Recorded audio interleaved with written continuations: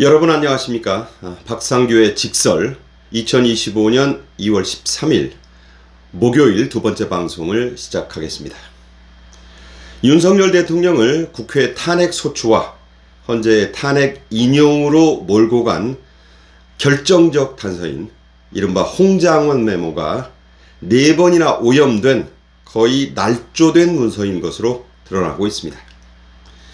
홍장원의 직속 상관이었던 조태용 국정원장이 오늘 헌재 8차 변론에서 밝힌 내용인데요. 핵심만 간추려서 말씀드리겠습니다.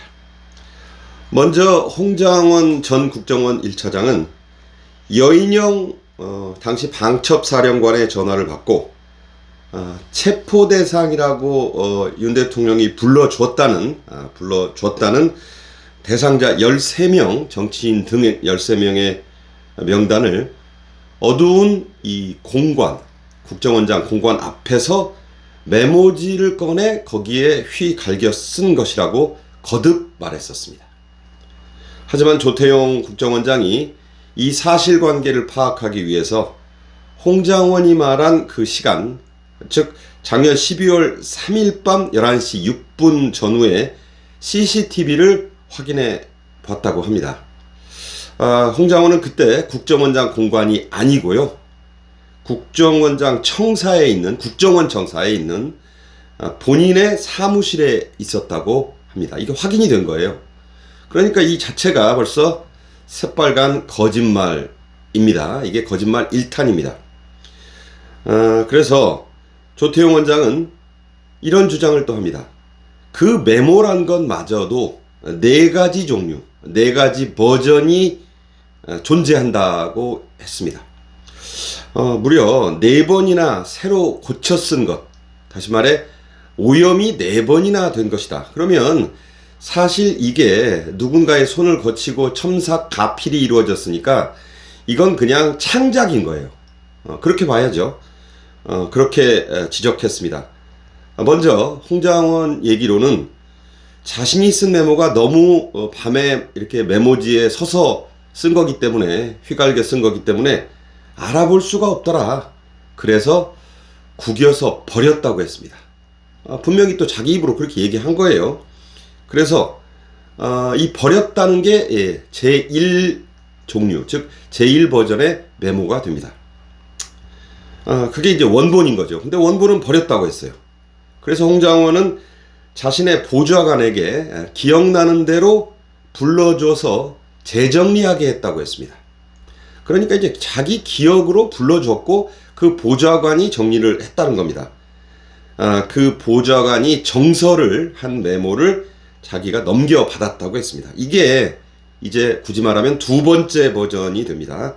그런데 정작 홍장원에게 대체 그 보좌관이 누구요? 라고 계속 지금 여러 사람들이 묻고 있어요. 그런데 본인은 그게 누구냐는 걸 아직도 밝히지 않고 있어요. 그러니까 보좌관에게 줬다는 것도 이 홍장원의 주장일 뿐인 겁니다. 자, 이런 상황이에요.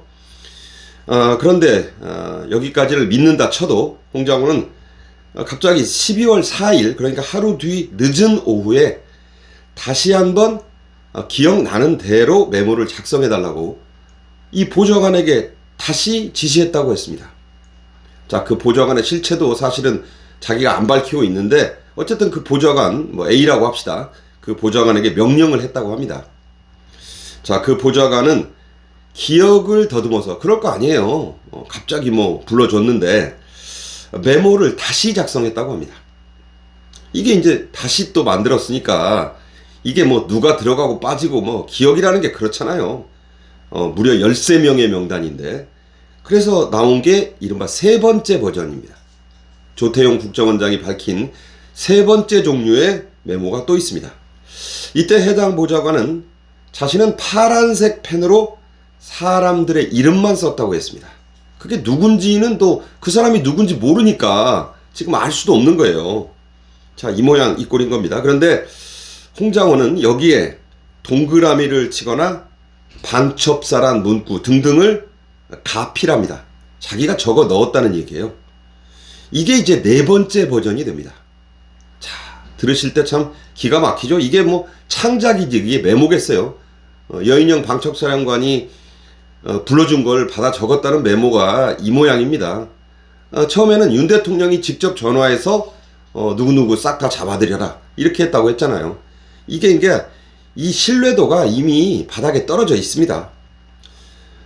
그런데 이 네 번째 메모는 민주당의 국정원 1차장 출신의 의원 박선원에게 넘어가죠. 제보란 걸 한 겁니다. 그래서 언론, 주로 좌파 언론에 보도되고 배포된 이른바 홍장원 메모가 바로 여기서 나온 겁니다. 여기에는 여러분도 신문 같은 데서 보셨겠지만 1조니 2조니 축차검거, 이게 좀 어려운 말인데 대상자들을 갈수록 줄여서 검거한다는 뜻이 됩니다. 10명, 5명, 3명 이런 식이 바로 축차입니다. 이 전문 용어죠. 이런 걸 또 써놓은 거예요. 그게 뭐 처음에 여인영이 불러줬다는 게 그 원본이 아니에요. 그러니까 받아 적은 것도 아니라는 겁니다. 자, 그래서 이 축차 검거 후 방첩사 감금 시설의 감금 조사라는 결정적인 문구가 여기에 들어갑니다.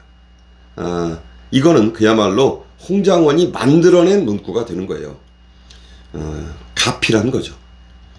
홍장원은 이 메모를 들고 박선원에게 갖고 간 것으로 되어 있습니다. 박선원에게 갔으니까 뭐 이재명에게 보고됐겠고 민주당의 주요 인사들 뭐 전 국정원장 박지원 등등이 거의 회람하다시피 했겠죠. 그래서 이게 계엄 사흘 후인 12월 6일 한겨레 신문과의 단독 인터뷰라면서 실립니다. 그래서 이게 이제 난리가 나는 거예요. 여러분도 기억하시겠지만 계엄 사태 사흘 만에 갑자기 이게 내란으로 결정되는 내란 프레임이 씌워지는 결정적 계기가 된 게 바로 이 홍장원 메모인데, 이게 다시 한번 말씀드리지만 4번이나 첨삭 가필에 의해서 오염된 메모라는 것이 조태용 원장이 이번에 오늘 지적을 한 겁니다. 기가 막히죠. 그래서 여기에 또 결정적인 내용이요. 홍 장원이 여기에 한동훈 전 국민의힘 대표가 체포 대상이라고 분명히 명시를 합니다. 그래서 그때까지만 해도 이 한동훈이 윤석열 대통령을 탄핵 소추할 생각, 다시 말해 찬성할 생각, 그 프레임에 휘말려 들어갈 생각까지는 안 했는데 이 메모, 이 보도된 메모를 보고 확 돌아버린 거예요. 여러분 다 기억하시잖아요. 그래서 좌파 의원들을 몰고 윤 대통령 탄핵 찬성으로 가는 결정적 계기가 됩니다. 이게 사실 윤 대통령이 지금 저 지경에 빠진 단초, 그 시발이 된 겁니다. 스카이데일리라는 매체가 있습니다. 이거 뭐 이재명에게 광고 탄압받고 난리 난 그런 그 회사인데, 이 평소 홍장원이 한동훈 씨의 부인인 진은정 변호사가 자기 부인과 재혼한 부인입니다. 왜 굳이 이 얘기를 하는지는 잠시 후에 제가 말씀드리죠. 그 진은정 변호사와 자기 부인이 매우 친한 사이라고 자랑하고 다녔다는 기록이 여기저기서 나옵니다. 자, 이 네 사람 사이에 어떤 소통이 있었는지는 알 수가 없습니다. 그리고 무조건 예단해서도 안 되죠. 그런데 이건 분명한 사실입니다. 그래서 한동훈 전 대표의 이름이 여기서 또 나옵니다.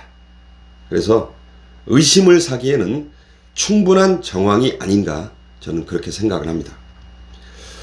오늘 헌재에 나온 윤석열 대통령은요, 증언을 통해 홍장원의 정치적 중립성에 심각한 문제가 있어서 조태용 국정원장에게 그러면 인사조치하세요 라고 지시했었다고 밝혔습니다. 이거 여러 번 나온 내용이에요.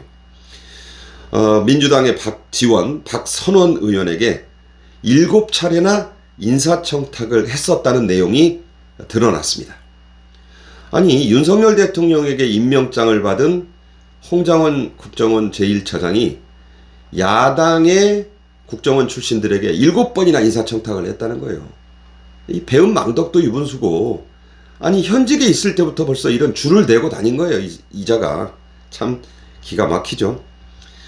참 인복도 없고 이런 배은망덕한 인사가 또 밑에 있었다는 게 불운입니다.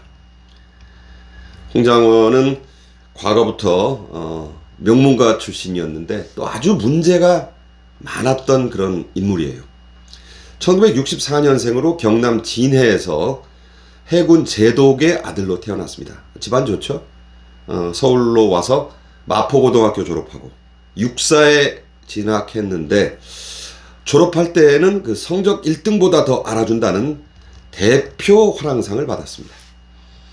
이거 뭐 아시죠? 육사 좀 아는 분들은 이 대표 화랑상 얼마나 영광스러운 거. 이건 교관과 교수들 또 학생들이 천거하고 이 표결해서 뽑는다는 그런 거 아닙니까? 그야말로 육사 그 해의 육사 졸업생이란 뜻이 됩니다. 그런 엘리트다 보니까 대위만 마치고 국정원에 특채됐습니다. 그 이후로 나라의 온갖 혜택을 다 누렸습니다. 나라 돈으로 미국 보스턴 대학교에서 국제관계학 석사를 받았습니다. 영국 대사관의 정무공사로 파견돼서 근무하면서 런던 대학교를 다니며 전쟁학 석사도 받았습니다. 헬싱키 대학으로 유학을 가서 정치학 박사학위도 받았습니다. 이게 다 국정원 근무하면서 나라 예산으로 다 한 공부들이고 석사 박사 학위들입니다. 국가의 혜택을 다 본 거예요. 그런 사람입니다. 양지의 엘리트 코스만 밟고 다닌 사람이다. 이렇게 말씀드릴 수 있습니다. 국정원에서는 수십 년간 블랙 요원, 이거 뭐 영화 드라마에 많이 나오죠. 아무나 하는 거 아닙니다. 그 블랙 요원으로 활동했고 윤석열 대통령으로부터 국정원 제1차장으로 임명됐습니다. 이거 2인자니까 정무직인 국정원장 빼고는 최고의 자리까지 올라갔고 그 감투를 윤 대통령이 씌워준 거예요. 그리고 조태용 국정원장이 부임할 때까지는 원장 직무대행도 했었습니다. 그러니까 나라고 뭐 국정원장 못하랴 이런 생각을 품었음직하지요. 홍장원은 억대에 이게 뭐 10억이 넘는다는 소리도 있어요. 그러나 억대 해외 활동비를 착복 횡령한 혐의로 국정원의 내부 감찰을 받았습니다. 혐의가 상당 부분 확인됐는데 블랙 요원답게 증거를 거의 안 남겨서 이게 유야무야 넘어갔어요. 지금도 그런 문제가 제기되면 고소하겠다고 난리 치고 있습니다. 머리 좋은 엘리트 블랙 요원의 용의 주도함이 아닌가 저는 그렇게 보고 있습니다. 홍장원은 2000년대 초에 아까 왜 그 재혼이라는 말씀을 드렸냐면 그 이유가 지금부터 나와요. 자신의 불륜 행각이 들통나서 그때 첫 번째 부인이 제보를 해가지고 국정원 내부 감찰을 받은 적이 있습니다. 바람 폈다는 얘기죠. 그때는 이런 혐의 정도면 옷을 벗어야 하는 중대 사안이었습니다.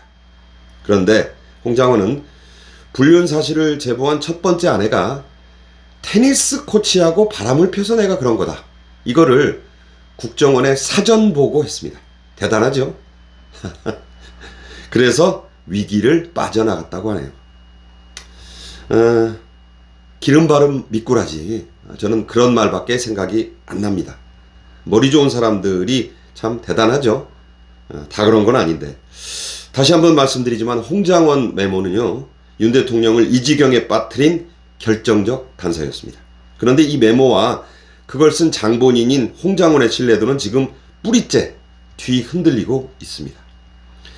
문형배가 이끄는 헌재가 이걸 어떻게 다룰지 만약 별 조치를 하지 않고 지금처럼 기각하거나 이거 증거 안 돼요 하거나 어물쩍 뭉개려 하면 헌재의 공평성과 신뢰도는 더 떨어질 때도 없지만 바닥을 뚫고 지하 1층, 2층까지 추락할 것이라고 저는 확신합니다. 지금까지 박상규의 직설이었습니다. 감사합니다.